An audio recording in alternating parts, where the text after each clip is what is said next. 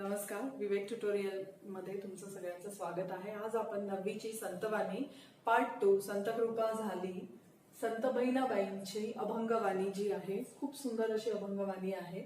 संत बहिणाबाई ह्या स्त्री कवी असून संत तुकाराम महाराजांच्या त्या शिष्या होत्या। त्यांचे जितके काही रचना आहे, श्लोक आहेत, आरत्या आहेत, ओव्या आहेत विविध प्रकारच्या, ह्या रचनेवरती संत तुकारामांचे शिष्य असल्या कारणाने त्यांच्या या रचनेवरती संत तुकाराम महाराजांचा खूप मोठा असा पगडा आहे, प्रभाव पडलेला दिसतो त्यांच्या रचनेवरती।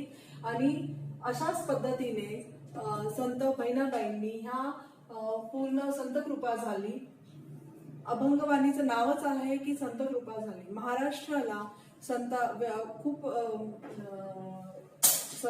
संतांची भूमी म्हटलं जातं आणि हे आपल्यासाठी पण एक भाग्यच म्हणू शकतो की एवढे सगळे आपल्याला संत कवी जे आहे एक गुरु म्हणून आपल्याला लाभले। त्यांनी भक्ती मार्ग, समाजाचं प्रबोधन, समाजाला एक योग्य दिशा ही त्यांनी दाखवली। आणि कशा पद्धतीने एक देवालय, एक मंदिर उभं राहिलं, भक्तिभावाचं म्हणा किंवा एक सर्व धर्म समभाव याचं एक मंदिर ह्या सर्व संतांनी आपल्या कार्यातून एक पाया रचून दिला।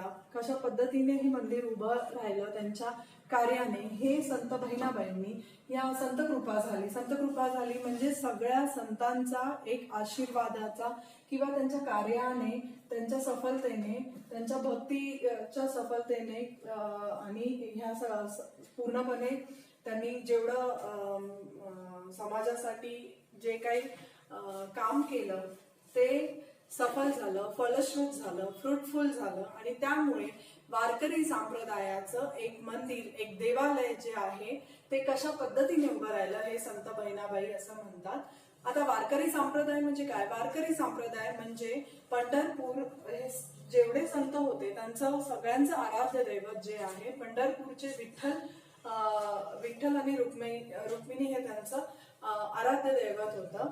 आणि म्हणून वारकरी संप्रदाय म्हणजे त्यांची ही पायी वारी केली जाते आषाढी एकादशी आणि कार्तिकी एकादशीला।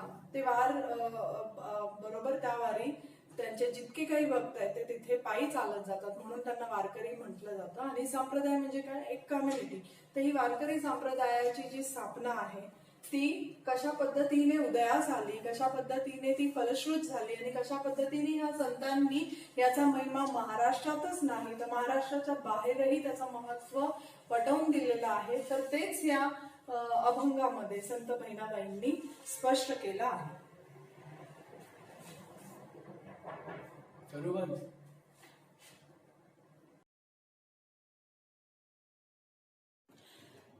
अभी हम लोग संत बहिणाबाई के बारे में, जो मैंने मराठी में एक्सप्लेन किया, मैं अभी हिंदी में एक्सप्लेन कर रही हूँ। संत बहिणाबाई ये पहली स्त्री कवि रह चुकी है। फिर उसके बाद में संत तुकाराम महाराज की वो शिष्या भी है। इसकी वजह से उनकी जितने भी रचना प्रकार है, उन्होंने अलग अलग तरीके का अभंग रचना किया है, श्लोक लिखे हुए हैं, आरती लिखी हुई है, वो सारे रचना बहुत प्रसिद्ध भी है। और उनकी सारी रचनाओं पे संत तुकाराम महाराज के रचना का और उनके व्यक्तिमत्व का उस पे प्रभाव जो है वो दिखाई देता है। उनकी रचनाओं में भक्ति भाव का उत्कट आविष्कार भी उनकी रचनाओं में दिखाई देता है। अभी ये जो संतकृपा झाली, संतकृपा ये वर्ड में ही उसका मीनिंग है कि किस तरीके से अलग अलग संतों ने जो अपना कार्य किया है वो बहुत ही महत्वपूर्ण कार्य किया। उसकी वजह से ये वारकरी संप्रदाय का एक मंदिर जो है वो खड़ा हुआ है। इसमें उन्होंने बताया कि किस तरीके से एक मंदिर खड़ा किया गया, तो उसमें किस तरीके से किसने फाउंडेशन डाल के दिया, कौन उसके पिलर्स बने, कौन उनका पीक बना।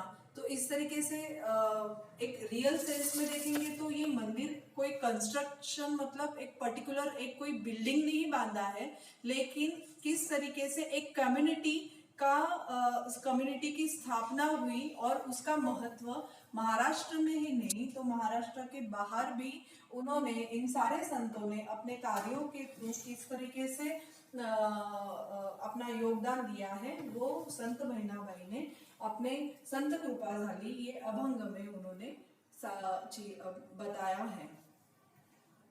संत बहिणाबाईंनी याच्यामध्ये संत कृपा झाली आणि इमारत फळाली म्हणजे महाराष्ट्रातील वारकरी संप्रदाय रूपी इमारत उभारण्यासाठी संतांनी आपला मोलाचा वाटा दिलेला आहे. मोलाचा वाटा म्हणजे काय की खूप महत्वाचा त्यांनी आपल्या कार्याद्वारे त्यांनी एक अशी इमारत म्हणजे काय खरंच असं कोणती बिल्डिंग त्यांनी बांधली नाहीये पण इथे त्यांनी इमारतीचा याच्यासाठी उपयोग केलेला आहे की कारण एक इमारत उभं करण्यासाठी किंवा एक मंदिर उभं करण्यासाठी जेवढी मेहनत लागते आणि जेवढी मजबूती लागते त्याचा पाया घालण्यासाठी त्याच्यानंतर त्याचे पिलर्स उभारण्यासाठी त्याच्यानंतर त्याची रचना करण्यासाठी ज्या पद्धतीने एक मंदिर किंवा इमारत उभारण्यासाठी एक विचारधारा आणि त्या पद्धतीचं त्याचं कौशल्य जे लागतं तर त्याच कौशल्याने त्याच भक्तिभावाने त्याच ज्ञानाने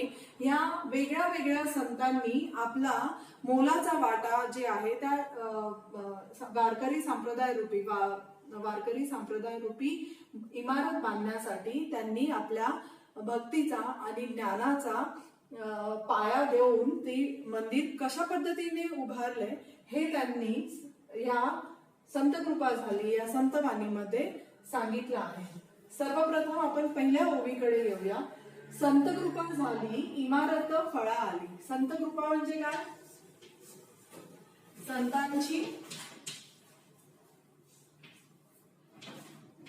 संतांची कृपा किंवा आशीर्वाद.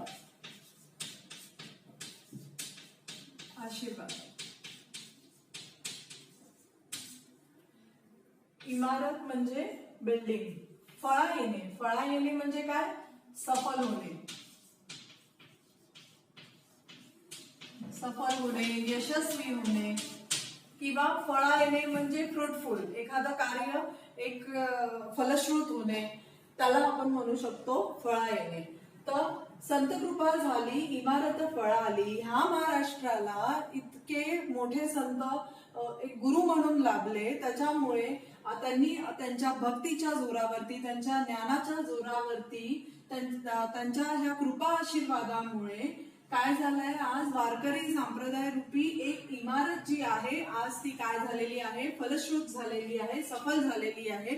तिचं महत्व महाराष्ट्रातच नव्हे तर महाराष्ट्राच्या बाहेरही या संतांच्या कार्यामुळे तेवढंच गणलं जात आहे किंवा तेवढंच इम्पॉर्टन्स त्यांनी महाराष्ट्रातच नव्हे तर महाराष्ट्राच्या बाहेरही त्यांनी हे महत्व लोकांना पटवून दिलेलं आहे.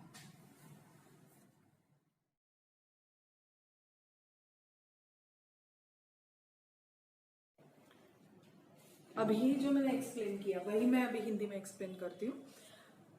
संत बहिणाबाई ने इस अभंग में उन्होंने संत कृपा झाली मतलब क्या? संतों के आशीर्वाद से, संतों के कार्य से, क्योंकि महाराष्ट्र में इतने सारे संतों की भूमि बोला जाता है तो इतने जो संत हो चुके उन्होंने अब इतने गुरु करके उनके आशीर्वाद से उन्होंने अपने भक्ति मार्ग से उनके ज्ञान से जो इस समाज को समाज के कल्याण के लिए या समाज के प्रबोधन का जो कार्य किया है एक भक्ति मार्ग लोगों तक पहुंचाया है. तो इसीलिए संत बहिणाबाई ने यहाँ पे बताया है कि किस तरीके से महाराष्ट्र के जितने संत हुए हैं उन्होंने वारकरी, ये जो वारकरी संप्रदाय मतलब क्या? एक कम्युनिटी. वारकरी संप्रदाय मतलब क्या? कम्युनिटी. वारकरी मतलब क्या? पंढरपुर की जो वारी करते हैं आषाढ़ी और कार्तिकी एकादशी में, आषाढ़ महीने में आषाढ़ी एकादशी, कार्तिक महीने में कार्तिक एकादशी में पंढरपुर के विठल जी का भव्य कार्यक्रम जो है वो आयोजित होता है. और अपने महाराष्ट्र के बहुत सारे लोग अपने अपने घर से पैदल उनके दर्शन में दूर दूर से पैदल उनके दर्शन में जाते हैं। तो वो जो वार करते हैं इसके लिए उनको वो वारकरी बोला जाता है। और ये वारकरी संप्रदाय की एक भक्ति की नींव जो है वो किसने रची, तो महाराष्ट्र के ये जो जितने संत हो चुके हैं जिनके आशीर्वाद से ये वारकरी संप्रदाय की नींव और ये इमारत और ये देवालय, ये मंदिर जो है उसकी स्थापना हुई है।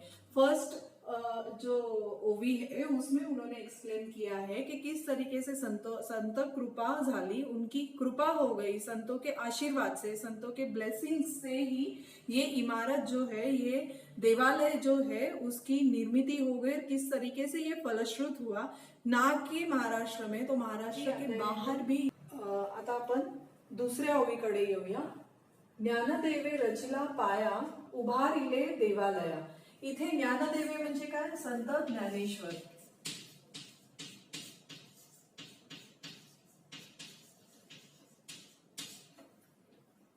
संत ज्ञानेश्वरांनी आपल्या वयाच्या 16व्या वर्षी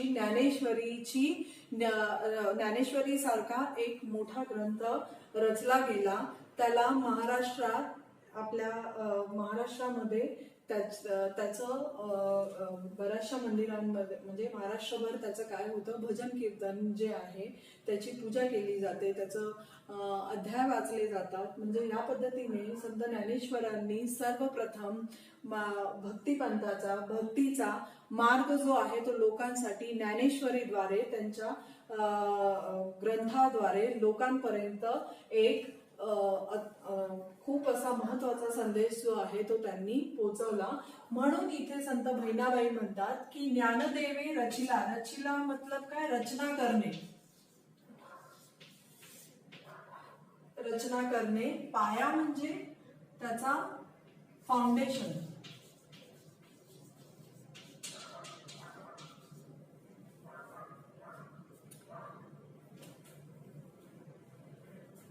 किंवा त्याचं मूळ, मराठीमध्ये तुम्ही म्हणू शकता मूळ। उभारणे, उभारणे म्हणजे काय, कन्स्ट्रक्ट करणे।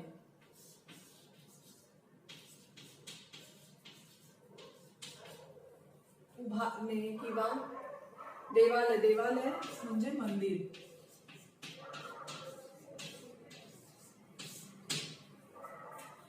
इथे संत बहिणाबाई म्हणतात की संत ज्ञानेश्वरांनी या मंदिराचा, वारकरी संप्रदाय रूपी मंदिराचा पाया जो आहे तो कोणी रचला, सर्वप्रथम संत ज्ञानेश्वरांनी रचला। त्याच्या ह्या पायाचं कारण, जेवढा कोणतीही इमारत बांधायची असेल किंवा कोणतंही मंदिर काही बांधायचं असेल तर त्याचा सगळ्यात पहिला बेस, फाउंडेशन जे आहे ते खूप महत्वाचं असतं, कारण त्याच्यावरतीच ती पूर्ण इमारत जी आहे ती खंबीरपणे उभी राहिली जाते आणि तेवढ्याच बळकटीने, मजबूतीने ते मंदिर किंवा इमारत उभं असतं।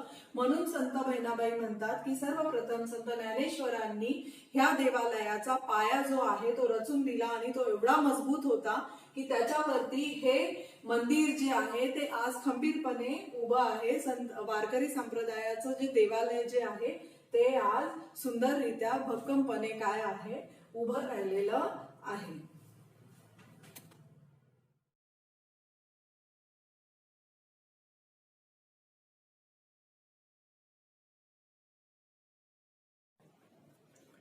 अब आते हैं सेकेंड स्टांजा की ओर। ज्ञानदेवे रचला पाया उभारिले देवालया। अब यहाँ पे संत बहिणाबाई ने संत ज्ञानेश्वर के बारे में कहा है कि संत ज्ञानेश्वर ने इस मंदिर का, वारकरी संप्रदाय रूपी मंदिर का पाया जो है, बेस जो है, फाउंडेशन जो है वो उन्होंने पक्का करके दे दिया, उसकी स्थापना करके दे दी।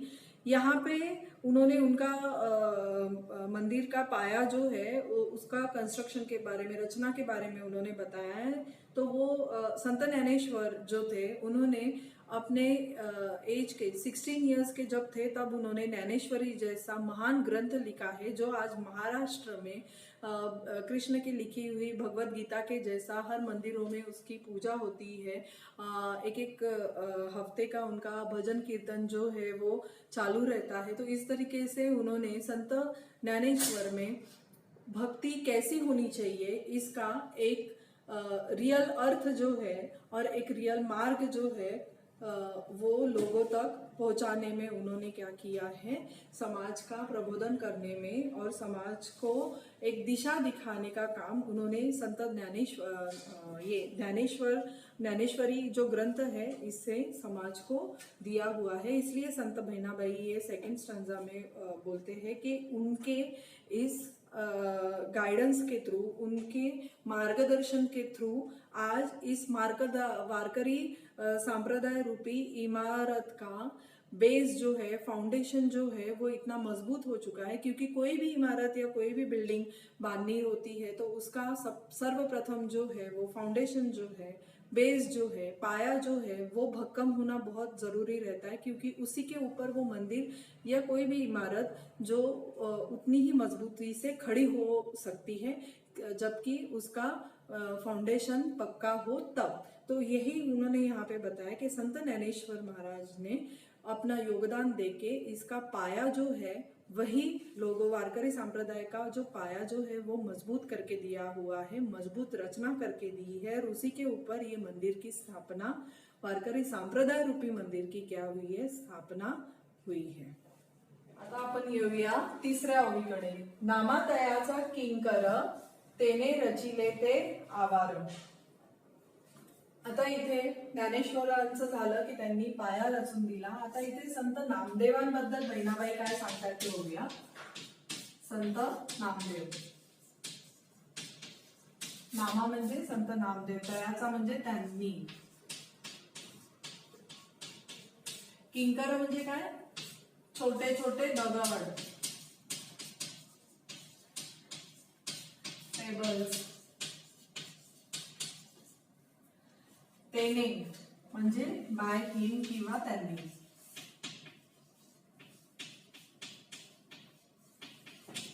रचिले परत तेच रचना करणे, कन्स्ट्रक्ट करणे। तर त्यांनी काय कन्स्ट्रक्ट केलं, आवार। आवार म्हणजे काय, प्रांगण, कंपाऊंड। घरासमोरची जी जागा असते, जिथपर्यंत बाउंड्री असते ते आपलं काय असतं, प्रांगण असतं, कंपाऊंड असतं। तर आता इथे संत बहिणाबाई असं सांगतायत की संत नामदेव महाराजांनी, ज्ञानेश्वरांनी भक्ती मार्ग कसा असतो तर त्यांच्या ग्रंथाद्वारे त्यांनी समाजाला मार्गदर्शन केलं। तर तसंच संत नामदेवांनी काय केलं, त्या मंदिराचं, वारकरी संप्रदाय रूपी मंदिराचे ते काय झाले, छोटे छोटे दगड झाले। याचा अर्थ काय की त्यांनी काय केलं, या आवाराची रचना केली। आवार म्हणजे काय, प्रांगण। प्रांगण त्यांनी काय केलं, मोठं बनवलं। याचा अर्थ काय, प्रसार, भक्ती मार्गाचा प्रसार नामदेवांनी फक्त महाराष्ट्रातच नव्हे तर महाराष्ट्राच्या बाहेर पंजाबापर्यंत सुद्धा त्यांनी आपल्या भागवत ग्रंथाचा झेंडा जो आहे तो तिथे फडकवलेला आहे। इनफॅक्ट जे शिखांचं ग्रंथ, गुरु नानक साहेबांचा जो ग्रंथ आहे त्याच्यामध्ये संत नामदेवांच्या 61 कवने जे आहेत त्याच्यामध्ये आहेत। आणि शीख लोक सुद्धा संत नामदेवांना एक गुरु म्हणून त्यांना काय आहे, त्याच्यामध्ये गुरु ग्रंथ साहेब मध्ये त्यांना एक गुरु म्हणून त्यांना काय दिलेलं आहे, स्थान दिलेलं आहे। म्हणजे बघा की कशा पद्धतीने संत, आपल्या संतांनी जे आहे भक्ती मार्गाचं काम जे आहे तर ते फक्त महाराष्ट्रापुरतच मर्यादित न राहता कशा पद्धतीने एवढा लांब लांब पर्यंत त्यांनी ते पोहोचवलं आणि लोकांनी ते मानलं सुद्धा। म्हणून इथे संत बहिणाबाई असं म्हणतात की जसं संत ज्ञानेश्वर त्याचा पाया झाले, त्याचा बेस झाले, त्या मंदिराची पाया भक्कम करून देण्याचं काम संत ज्ञानदेव बनले, तर संत नामदेव जे आहे ते काय बनले, त्याचं आवार बनले। त्यांनी त्याचा काय केला, प्रसार केला।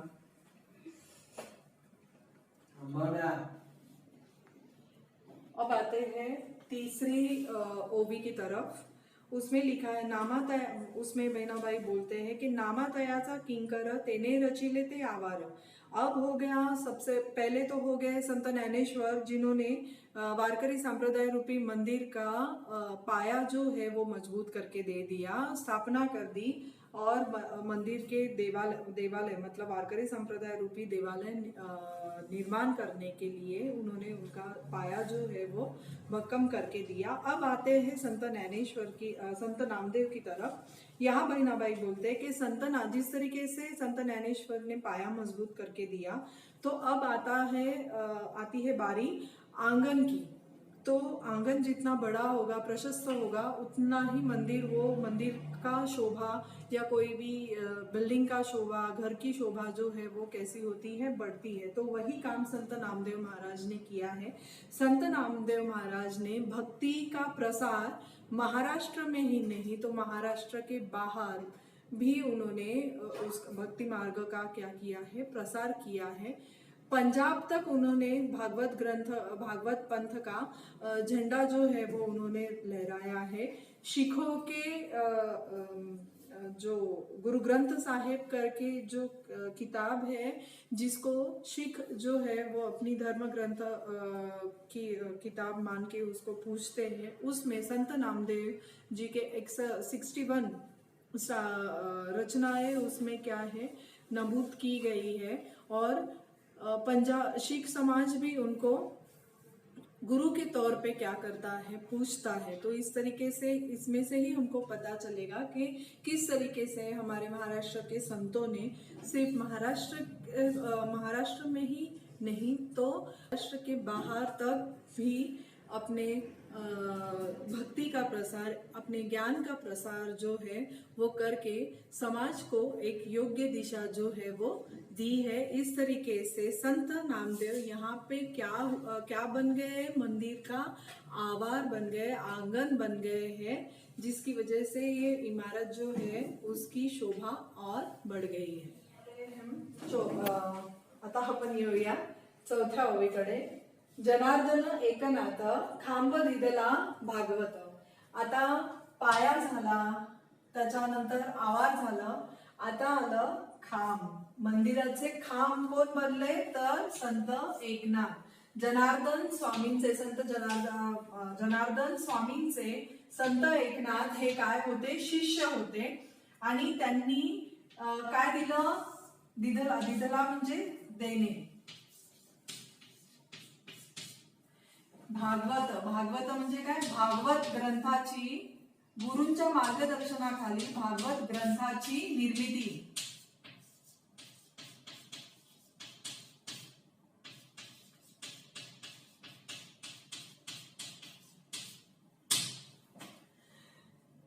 संत जनार्दन स्वामी चे शिष्य संत एकनाथ होते आणि गुरूंच्या मार्गदर्शनाखाली त्यांनी भागवत ग्रंथाची काय केली, निर्मिती केली। आणि त्याच्यामुळे वारकरी संप्रदायाला मार्गदर्शनासाठी किंवा त्याच्या भक्कमतेसाठी भागवत ग्रंथ जे आहे त्याने काय काम केलं, खांबाचं काम केलं। खांब म्हणजे काय, पिलर्स।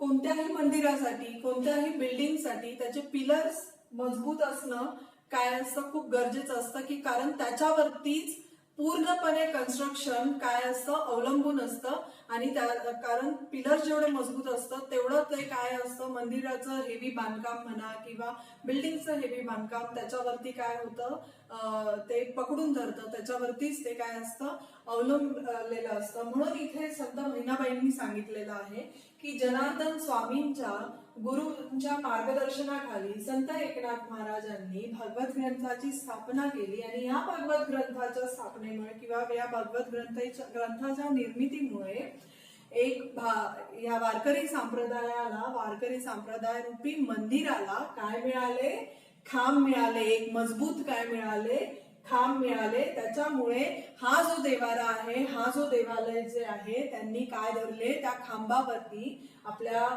ह्या भागवत ग्रंथाच्या जोरावरती त्यांनी काय केलं, ह्या मंदिराचा भार जो आहे तो त्या खांबांनी काय केला, मजबूतपणे पेलून धरला।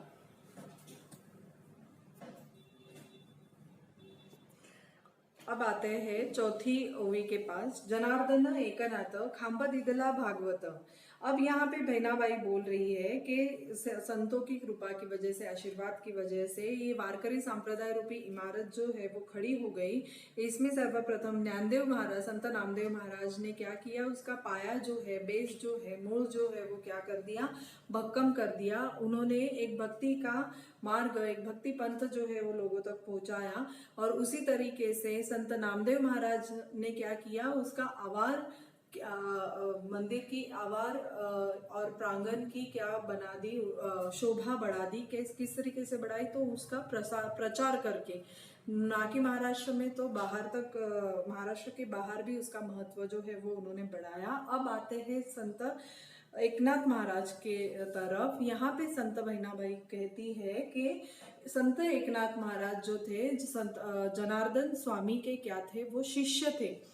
उनके मार्गदर्शन, एक गुरु के मार्गदर्शन के तहत उन्होंने क्या किया, तो भागवत ग्रंथ की निर्मित की। और इस भागवत ग्रंथ की महत्व, विशेषता ऐसी रही कि ये जो मंदिर उन्होंने वारकरी संप्रदाय का एक कम्युनिटी जो उन्होंने स्थापन की, ये जैसे इसमें बताया है, तो उसके ये क्या बने, खाम्ब। खाम्ब मतलब क्या, पिलर्स, मजबूत पिलर्स जो है, जो वो कौन बन गया यहाँ पे, संत एकनाथ महाराज। संत एकनाथ महाराज ने यहाँ पे क्या किया है, तो मंदिर के खाम्ब जो है, पिलर्स बनने का दायित्व यहाँ पे उन्होंने पूर्ण किया, जिसके ऊपर ये पूरा मंदिर आज बहुत ही एक डौलदार और सुंदर सा वारकरी संप्रदाय का मंदिर जो है वो क्या हुआ है, ये पिलर्स के जोर पे खडा हुआ है। आता आपण येऊया 5व्या ओवीकडे। इथे संत बहिणाबाई असं म्हणतात की तुका झालासे कळस, भजन करा सावकाश। इथे तुका म्हणजे काय, संत तुकाराम महाराज।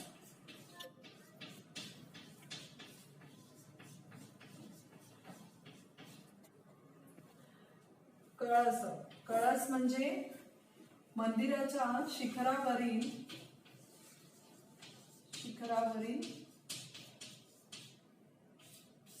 शुभचिन्ह।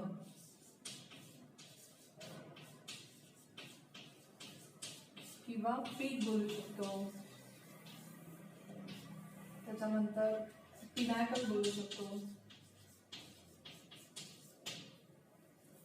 भजन करा सावकाश, सावकाश म्हणजे हळूहळू।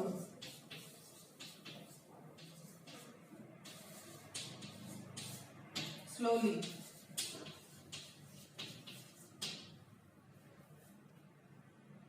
संत बहिणाबाई ह्या संत तुकाराम महाराजांच्या काय होत्या, शिष्या होत्या।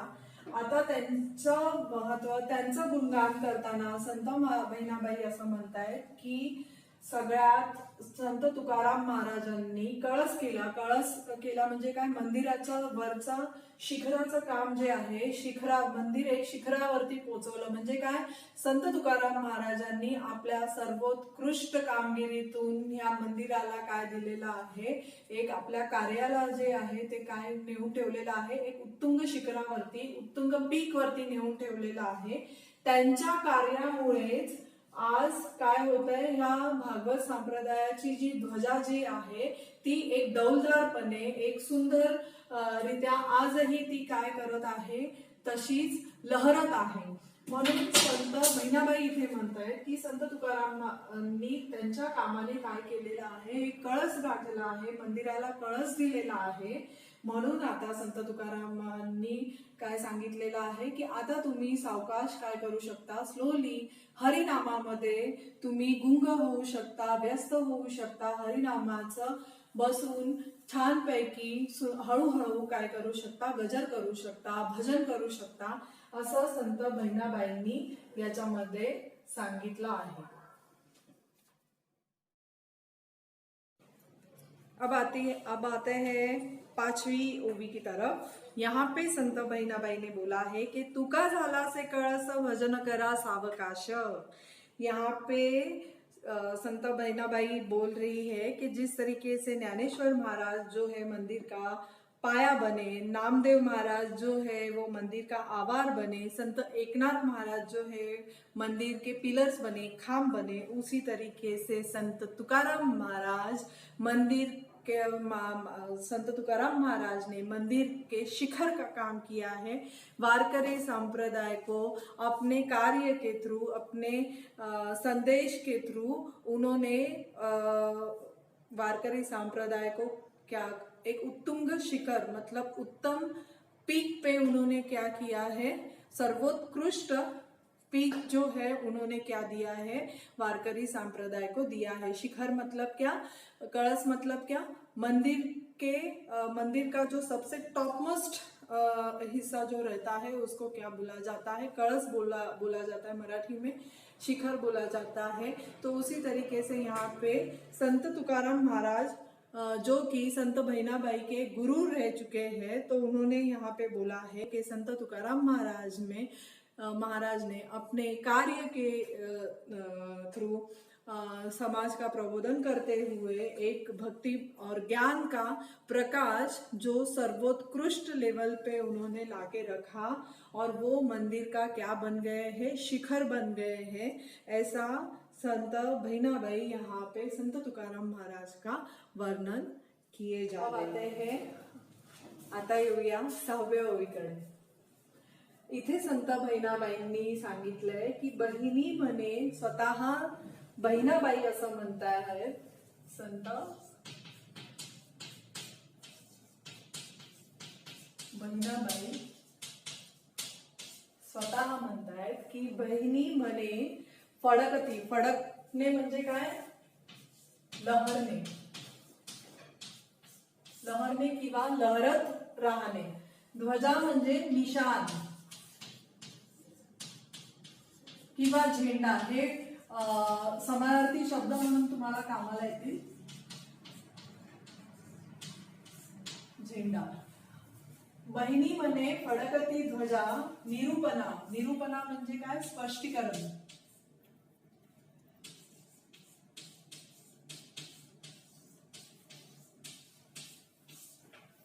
बोजा म्हणजे काय, सुंदररित्या, सविस्तर, सरळ, नाइस किंवा फ्लुएंट।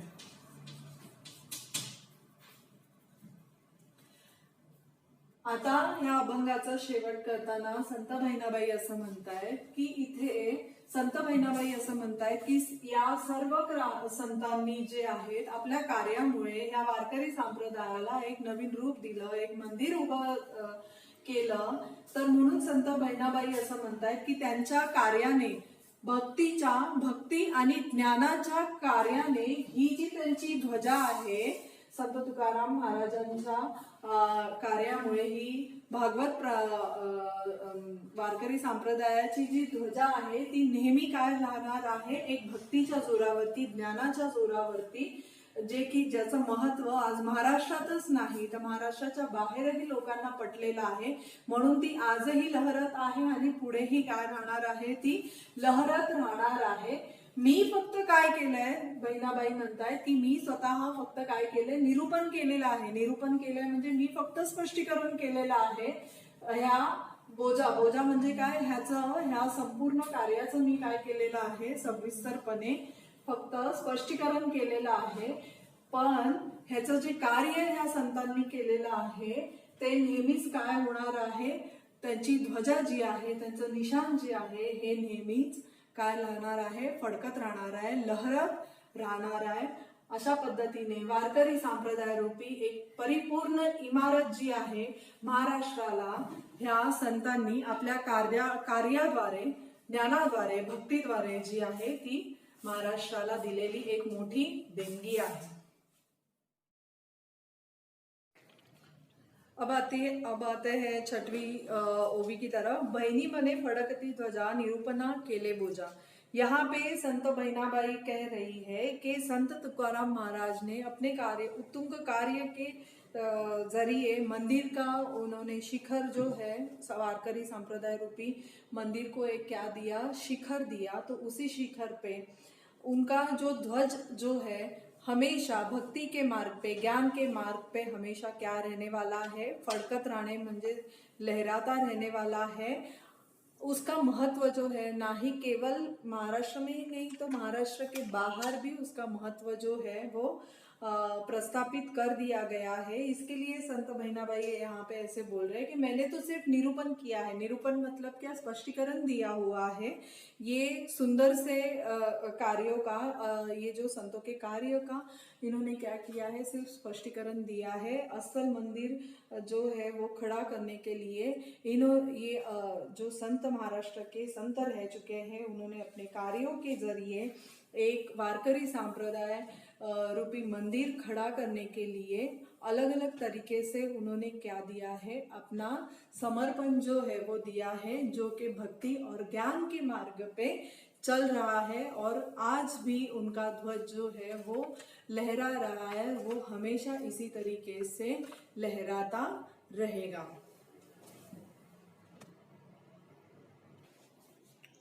अब आते हैं हम टेक्सचुअल क्वेश्चन जो है उसकी तरफ। काव्य सौंदर्य, काव्य सौंदर्य मतलब यहाँ पे आपको एक एक जो स्टांजाज जो दिए जाते हैं, ओवी जो दिया रहता है, उसका भावार्थ अर्थ जो है वहाँ पे स्पष्ट करना रहता है।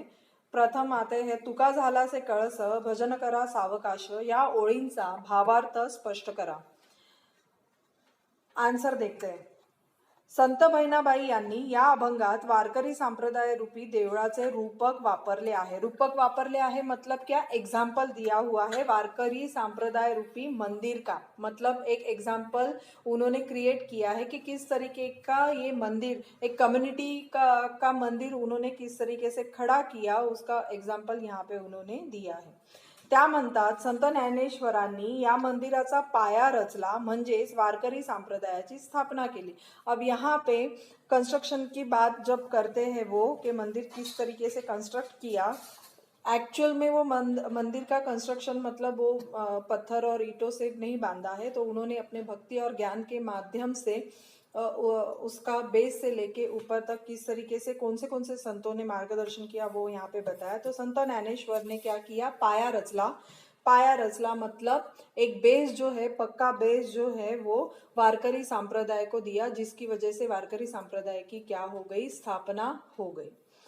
त्यानंतर संत नामदेवांनी त्यांच्या भिंती बांधून विस्तार केला। अभी यहाँ पे संत नामदेव ने दीवारें नहीं बांधे हैं या उसके पत्थर उन्होंने इकट्ठा नहीं किए हैं, लेकिन उन्होंने यहाँ पे वो ऐसा बताना चाहते हैं कि संत नामदेव महाराज ने क्या कार्य किया है कि उन्होंने इस धर्म का, वारकरी संप्रदाय का उन्होंने क्या किया है, भक्ति और ज्ञान का प्रचार जो है महाराष्ट्र में ही नहीं तो महाराष्ट्र के बाहर भी उतना ही महत्वपूर्ण प्रचार जो है, उसका प्रांगण जो है, आवार जो है वो बढ़ाने का काम क्या किया है, काम किया है।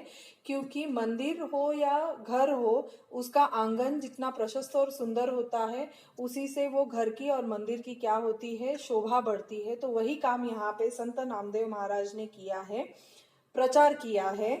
इसीलिए यहाँ पे उन्होंने बोला है कि बहिणाबाई ने बोलती है कि संत नामदेवांनी काय दिले आहे, भिंती बांधून दिल्या आहे। अब आते हैं एकनाथ। एकनाथांनी या मंदिराला खांबांची बळकटी दिलेली आहे। मतलब संत एकनाथ महाराज यहाँ पे पिलर्स का काम करते हैं, क्योंकि भागवत ग्रंथ उन्होंने उनके गुरु के माध्यम से भागवत ग्रंथ की निर्मित की, जिसकी वजह से वो एक आधार जो है वारकरी संप्रदाय को मिला। इसकी वजह से ये मंदिर आज खड़ा हो पाया है। ये बळकटी दिली मतलब मजबूती देणे। या वारकरी संप्रदायाला संपूर्ण वैभव संत तुकाराम महाराजांनी प्राप्त करून दिले। और लास्ट में संत तुकाराम महाराज ने भक्ति और ज्ञान के माध्यम से प्रपंच में रह के एक रियल भक्ति, फिर सर्वधर्म समभाव, ये समाज प्रबोधन जो है वो महत्वपूर्ण प्रबोधन संत तुकाराम महाराज ने करते हुए भक्ति वारकरी संप्रदाय रूपी मंदिर को उन्होंने एक कंप्लीट वेल्थ जो है, संपूर्ण वैभव मतलब क्या, एक कंप्लीट वेल्दीनेस जो है वो अपने भक्ति और ज्ञान से उन्होंने दिया है। म्हणजे या मंदिराचा कळस संत तुकाराम महाराज झाले। कळस मतलब क्या, पीक, मंदिर का पीक जो होता है वो कौन बन गए हैं? संत तुकाराम महाराज। उनके कार्य, उत्तुंग कार्य से उन्होंने वो पंथ को एक शिखर पे लाके रख दिया। इसके लिए संत तुकाराम महाराज को उन्होंने कळस की उपमा दी है कि संत तुकाराम महाराज यहाँ पे क्या बन गए हैं? एक शिखर बन गए। आणि ही इमारत पूर्ण झाली आणि आता ईश्वराचे भजन शांत चित्ताने व सावकाशपणे म्हणूया। अब हम ईश्वर का भजन इस मंदिर में शांत चित्त से हरिनाम का भजन पठन जो है वो स्लोली हळूहळू सावकाश करू शकतो। अब आते हैं सेकंड क्वेश्चन की तरफ। ज्ञानदेवे रचिला पाया उभारिले देवालया या ओळींचा अर्थ स्पष्ट करा। महाराष्ट्रातील वारकरी संप्रदायाला सुमारे 800 वर्षांची दीर्घ परंपरा आहे। मतलब 800 इयर्स का ये वारकरी संप्रदाय को कंप्लीट हो गया है, परंपरा है। वारकरी संप्रदाय हे जणू भक्ती रसाचे देऊळ आहे। ये जो वारकरी संप्रदाय जो है वो क्या है? भक्ति से परिपूर्ण, भक्ति रस से परिपूर्ण मंदिर है, अशी कल्पना संत बहिणाबाई, ऐसी कल्पना संत बहिणाबाई या अभंगातून काय केलेली आहे? साकार केलेली आहे, पूर्ण केलेली आहे। या वारकरी संप्रदाय रूपी मंदिराची निर्मिती कशी झाली हे सांगताना इस वारकरी संप्रदाय की निर्मिती, मंदिर की निर्मिती कैसी हुई वो बताते हुए वो बोलती है। संत बहिणाबाई म्हणतात की देवालयाचा पाया संत ज्ञानेश्वरांनी घातला।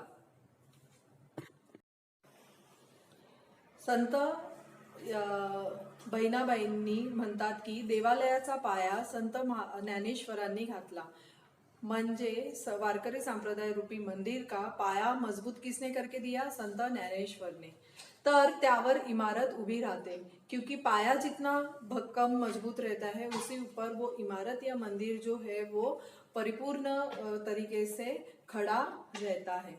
संत ज्ञानदेवांनी या देवळाचा पाया रचला व या देवालयाची उभारणी केली। संत ज्ञानदेवांनी काय केलं? या देवळाचा पाया मतलब क्या? बेस का रचना भी की और देवालय की उभारणी भी उन्होंने कर दी। मतलब क्या? ये कम्युनिटी की स्थापना उन्होंने की। संत ज्ञानेश्वरांनी वारकरी संप्रदायाची स्थापना केली असे संत बहिणाबाई या चरणातून सुचवायचे आहे। मतलब ये पूरे चरण से उनको क्या सुझाना है कि संत ज्ञानदेव महाराज ने ही वारकरी संप्रदाय रूपी मंदिर की या वारकरी संप्रदाय की उन्होंने क्या की? स्थापना की।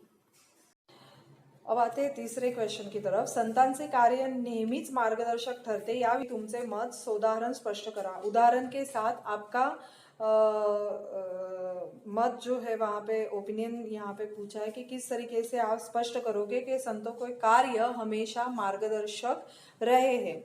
तो महाराष्ट्र भूमी ही संतांची भूमी आहे। सर्वप्रथम ये क्लियर है कि महाराष्ट्र ही कशाची भूमी आहे? संतांची भूमी आहे। अभंग ओव्यांमधून त्यांनी जनमानसावर सुसंस्कार केले। अपने अभंगों से और ओवी रचनाओं से उन्होंने क्या किए हैं? जनमानस पे मतलब समाज पे संस्कार किए हुए हैं। पराक्रमाची पूजा केली, वीरता की उन्होंने हमेशा क्या की है? पूजा की है। और ढोंगीपना आणि दांभिकता, ढोंगीपना मतलब दिखावा, दांभिकता मतलब अंधश्रद्धा, रूढ़ी परंपरा जो चालू थी उनके ऊपर उन्होंने क्या किया? कड़ाडून स्ट्रिक्टली उन्होंने उसके ऊपर क्या किए हैं? प्रहार किए हैं। समाज को एक योग्य दिशा दिखाई है। और ऐसा बताते हुए उन्होंने संतों ने आपल्या कार्यांमधून संतांनी समता, ममता, बंधुभाव रुजवला आहे। समता म्हणजे सिमिलॅरिटी, ममता प्रेम आणि बंधुभाव हे त्यांनी समाजाला रुजवला आहे आणि सांगितलं आहे की सत्य हेच काय आहे? सत्य हे शिव आहे। शिव म्हणजेच काय आहे? सत्य आहे।